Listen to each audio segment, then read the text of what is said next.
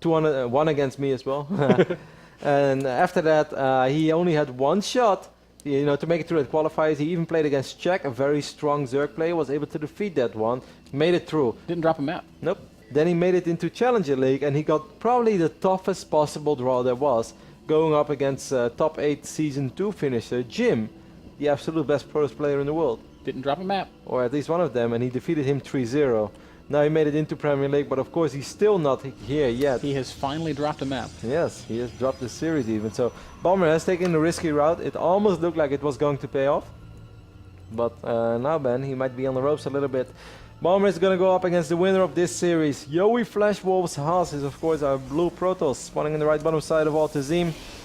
Going up against the man I know you adore, Ben. Go ahead and give him the introduction of a champ. The red Zerg player in the bottom left-hand corner of Altazim Stronghold. Ladies and gentlemen. In the red trunks. ZvP Jaedong. That fell flat. Yeah, I didn't have the. You were building it up though. The echo, the cloud of the crowd, the kind. You know, you feed off that energy. ZvP Jaedong. Everyone starts clapping already. That's a quick forge, man, and that makes me think that Haas wants to get a little funky over here. Oh my god. Because there's a very big possibility this is going to open up with some cannon shenanigans. The good news is Jaedong's Overlord's going the right way. The bad news is I don't think it matters. Nope. There's a good chance he's still going to get cannoned. The good news for Jaedong is that he can always cancel that hatch and then just rebuild it over here. The bad news is that Haas can cancel that too, or cannon that too. Yeah, where is he going to build that first pylon is the real No, question. he's going to build it. He's going to scout the nature of Jaedong. What? What? Why here? Well, Maybe this is cannons with a gateway? I think this might be cannons with a gateway.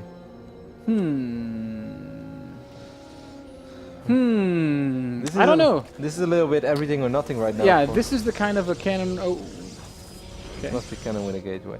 This is the kind of cannon opening that's literally. Jaedong is going to. He doesn't immediately threaten anything. Jaedong is already dropping his third hatchery. I'm not sure how I feel about this, but I'm sure I know Haas knows what he's doing, and I have very little experience talking from this point of view, so I'm just going to let it go, and I'm just going to get surprised, Ben. All right. What are you going to do? Because even if he kills this hatch, that is not good enough. You know, unless Jaedong decides to send all of his drones to somehow save it, but you know, Jaedong does not have to do this. Nope. Jaedong, you do not have to do this. First cannon is up in a good spot, and it will, of course, cover the cannons covering that low ground hatchery. But now what? Exactly.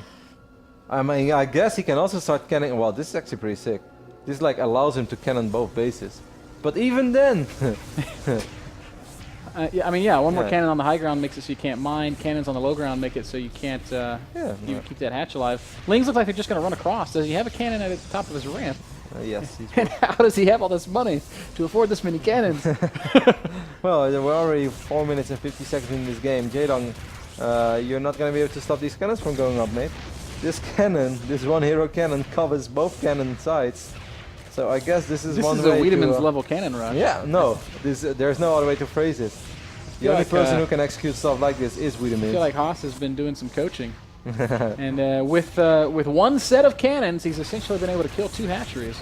You know, Hastem has once upon a time approached Galzi for some cannon lessons because he's like, hey, these guys are really good at cannoning. Hastem's the guy that goes gateway expand with his gateways at the bottom of the Zerg's ramp, though. He did that once. And won with it.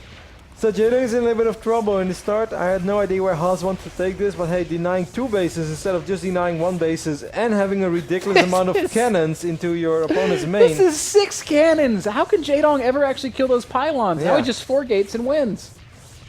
That's kind of what I'm afraid of as well. Haas is like, alright, time to expand. Early game went pretty good. Oh, Jaedong is going to try to kill these cannons. That can't possibly go right. Right? Oh, you might be able to take... He might save the hatch. Oh.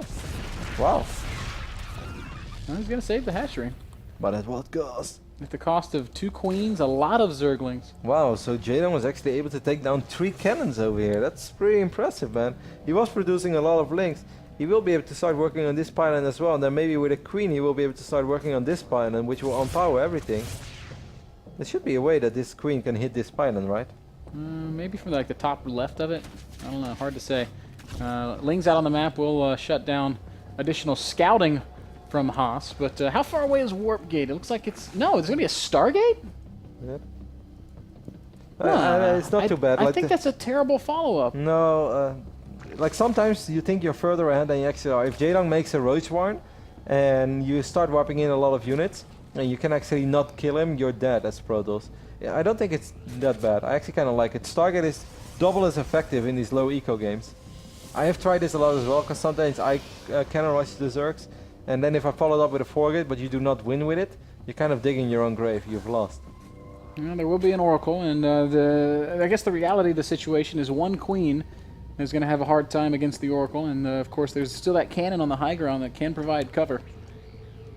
The only thing that could have maybe worked is like opening up with 4 gates and trying to get Zealots, and then followed up with Phoenixes. That is extremely effective. 3 more gates will go down. Stargate? Because he's already making spores. He saw it with his Overlord. He picked in and he saw the Stargate. You think that Oracle can kill a hatchery? No, no way. 300 hit points? No, Oracles don't do that much damage to buildings. And I really like that Jaedong is throwing down the Roach Warren ban. He has to worry about gateway units being warped in. Of course, we all remember Jaedong versus SOS on Derelict Watcher from BlizzCon, where unlimited amount of Zealots forced unlimited amount of Zerglings, and then the Phoenix cleaned up the rest. If Jaedong would have just had some Roaches to deal with those Zealots, everything would have been different. It's good to see Jaedong has learned from that, man. Well, for now, the Oracle's done absolutely zero. We're going to see if Haas is able to keep it alive to come back and deal some damage later on. There are Phoenixes following this up. And Warp Gate is also finishing, and I would be surprised if we didn't see at least a couple of Zealot Warp Ends, although with Roaches on the way. Exactly. I don't think it's going to be that effective. The working count shows us 47 drones against 36 probes. It's actually a pretty good scenario for Jaedong, especially with the layer going up as well. I mean, when it's all said and done, these... Jaedong keeping this hatch alive was massive. I did not think that was possible. He really surprised me there. 650 plus 4 Zealots. I mean, when this is all cleaned up, Haas is going to have lost more than Jaedong. Yeah, like Haas banked on the fact that this hatch was going to go down. He's warping in a lot of Zealots right now, but I don't think that he's going to be able to break Jaedong over here, Ben. Queens and Zealots. The Oracle. There's a Spore Crawler there as well. I think that Haas is throwing away a lot of money. He's just going to give Jaedong even more space to get ahead. Like Zealots are just not going to kill Roaches on creep. You are correct, and they're not even really going to do that well against the Queens. As Jaedong's got some of the most brilliant unit control that there is. Right when you say that, the Zealots are just there hammering away at the Roaches. Bad luck, Ben. Well, I mean, still, the compliments the greatest RTS player of all time, messes up. when it's again, when it's all said and done, the losses of Jaedong are not going to be more than the losses of Haas. As the last couple of Zealots are going to go down, then these pylons are going to fall, then these cannons are going to fall, and you know, it's going to be massive advantage to Jaedong, I think. And 2 more Oracle is going to fly in, maybe work on a few of these Roaches. Like Haas is doing a good job in trying to keep this threat alive, but it's just not a real threat. He's not going to somehow be able to muster out something that's going to kill Jaedong over here. Yeah, he will slow his a lot. Yeah, it gathers up a lot of energy in all this time. Might get another Queen. What if those had been Stalker Warpins and not Zealots, if this would have been better? Yeah, they're also much more expensive though. That makes it an even bigger commitment. Because during all this, Haas is transitioning into 2 additional Stargates. The Oracle's done a phenomenal job. It's really softened up everything on the ground, killed a couple of Queens. The Roaches are getting very low, but now it's flying into a Spore Crawler. And it's going to die. I love Oracles dying. Like, looks like a green rainbow exploding. So you might say 2 Oracles dying would look like a double rainbow. I would like stand below it when an Oracle dies. So intense. Last pylon's going to go down.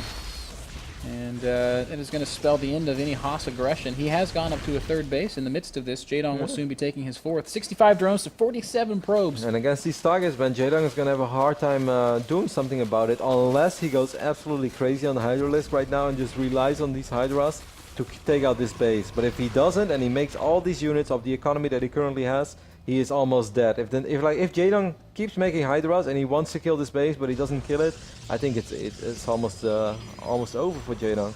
Like we've seen it in the past, even fantastic Zerg players like Ian, if they make one bad attack and a 3rd base like that against a Protoss who goes heavy air, you're in a lot of trouble. Yeah, yes.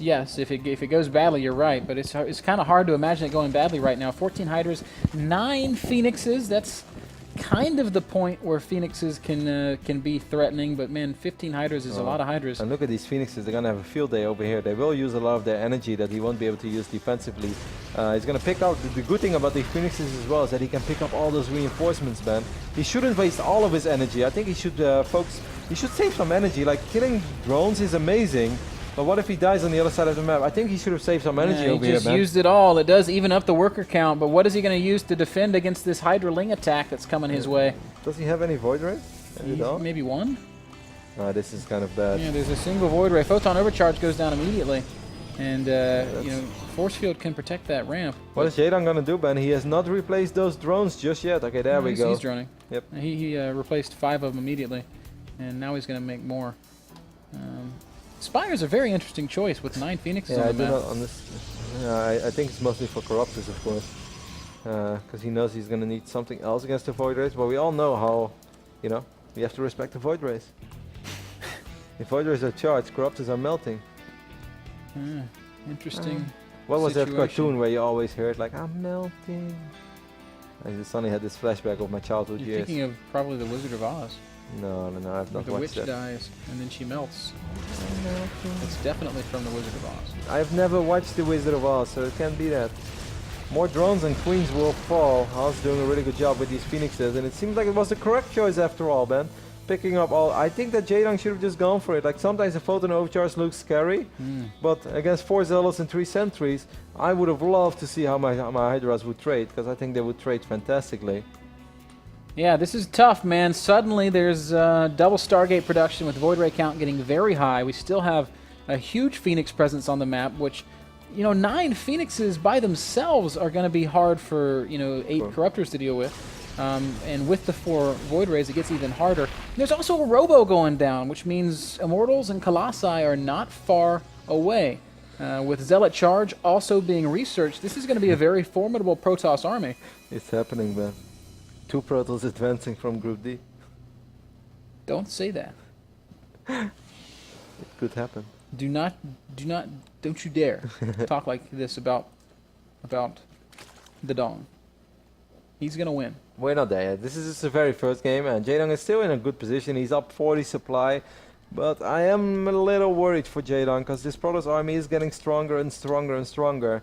The only thing that Jaedong does have going for him is that he's actually going to have +2 missile attacks finishing up for all those Roaches and Hydras, and his +1 on the flyer units is a lot quicker. Your units are very split up. All of the Hydras get picked up immediately. Good engagement there for Haas so far. Where are those Corruptors Coming in from the bottom, and the Void Rays will charge up immediately, and that's going to be a very rough engagement for the Corruptors. That said, the Gateway units have all died, and that's going to allow the Hydras to do work against these Phoenixes, so at the end of the day, this is an okay fight for Jaedong. Kills a couple of Void Rays, kills 5 of the Phoenixes. Yeah, picked off the Mothership Core as well, so no more Photon Overcharge. I do think we have charge, so these Zealots are somehow going to have to connect, Ben, with these Hydras. I think that Haas moved out a little too quick there. Does go down, and now Jaedong is going to force a big fight. No Photon Overcharge is a huge deal. There are enough Hydras to kill off the Zealots. The Phoenixes decided to chase after an Overseer. And it looks like somehow, some way, Jaedong has found the right engagement. Yep, all of the Void Rays are dead. There are 30 Roaches on the map. There is nothing for us to deal with that. Yeah, So there's Jaedong, nothing even in production for Haas. Roaches continue to stream in, and Haas is just watching, feeling pretty miserable about things, as his 3rd expansion is going to be razed to the ground. I mean, that very first start of the engagement was good for Haas, as he was able to pick up a bunch of Hydras immediately, but I felt like he did not have to fight there with like his Fort Base on the way, his High Templar on the way, his Robo Transition being on the way. There was no need for him to be out on the open. I guess his thought process was like, hey, why is he attacking this gate, by the way? Why not? I don't know. I guess his thought process was like, if stuff goes wrong, I can always just recall out. But he lost the Mothership Core, and Void Rays are kind of slow units, so then he couldn't get out anymore. Yeah, and now he's going to lose his 4th expansion as well, and that's pretty much curtains for Haas. Jaedong has managed to salvage this game. It looked so bad for him when he lost very nearly 2 hatcheries. The fact that he saved that one remaining hatchery, the low ground expansion, was really impressive. is probably what won him the game. I thought that hatchery was dead in the water, but it was not. Jaedong will win game 1 here on Altazim. It was a pretty crazy game with a lot of mid-game action. I haven't seen a whole lot of games of StarCraft play out like that, but that's why it's fun to cast this map, because we keep casting Yangsu and Heavy Rain, and well, Heavy Rain is cool, it's still kind of new, but you know, like Frost, Polar Knight, and Yangsu, I know